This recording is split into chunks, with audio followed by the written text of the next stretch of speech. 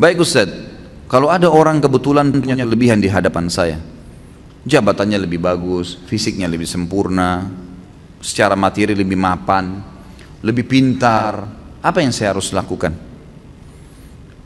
Renungi hadis Nabi SAW yang berbunyi, manusia 4 tingkatan. Yang pertama, Allah berikan kepadanya ilmu dan harta.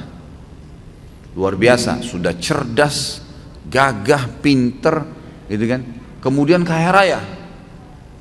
Dan kata Nabi SAW, dia habiskan keduanya di jalan Allah. Ilmunya diajarkan, kemudian juga hartanya diinfakkan. Datang golongan yang kedua, yang Allah berikan kepadanya harta. Maaf, diberikan ilmu tanpa harta. Berilmu, faham ilmu agama, tapi keadaan ekonominya biasa. Dia lihat orang yang punya kelebihan nih, apa yang dia lakukan? Dia mengatakan, ya Allah, kalau engkau memberikan kepadaku seperti kau berikan kepada dia, aku akan lakukan seperti dia atau bahkan lebih. Kata Nabi SAW, fahuma fi ajri sawa, dua-duanya akan sama pahalanya. Karena memang yang kedua ini nggak punya harta, maka dia hubungkan itu dengan tekad yang kuat, niat yang baik kepada Allah SWT. Kalau dia dikasih, dia akan lakukan. Allah dengan kemahaadilannya berikan. Si yang pertama nggak dizalimi, dia dapat semuanya. Tapi yang kedua diberikan kelebihan oleh Allah SWT karena tekadnya yang baik. Golongan ketiga, orang yang Allah berikan kepadanya harta tanpa ilmu, nggak ada ilmunya, kaya raya tapi luar biasa, cuma nggak tahu mana halal mana haram, nggak pernah tahu masalah urusan akhirat, ada surga dan neraka, nggak pernah berpikir kalau mati di alam barzah nanti akan ada masalah kalau dia banyak dosa.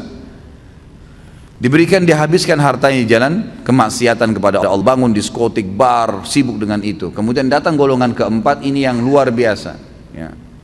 Kejahilan yang luar biasa. Jangan jadi golongan ketiga aja, nggak boleh, apalagi golongan keempat. Orang yang tidak dikasih ilmu, nggak dikasih harta, miskin, ya kan gitu, dan juga tidak ada, bodoh, nggak ada ilmunya.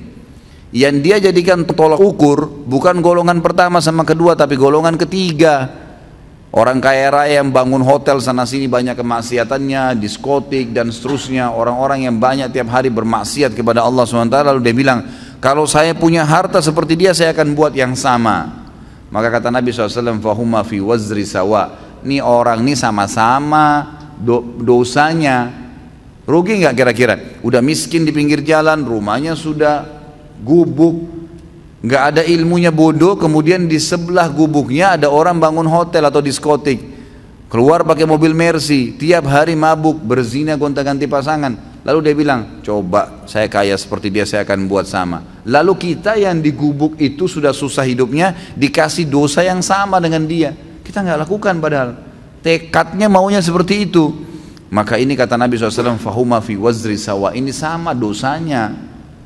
Jadi selalu jadi tolok ukur orang yang berprestasi dan baik. Allah berikan kebaikan-kebaikan padanya, lalu dia habiskan di jalan Allah.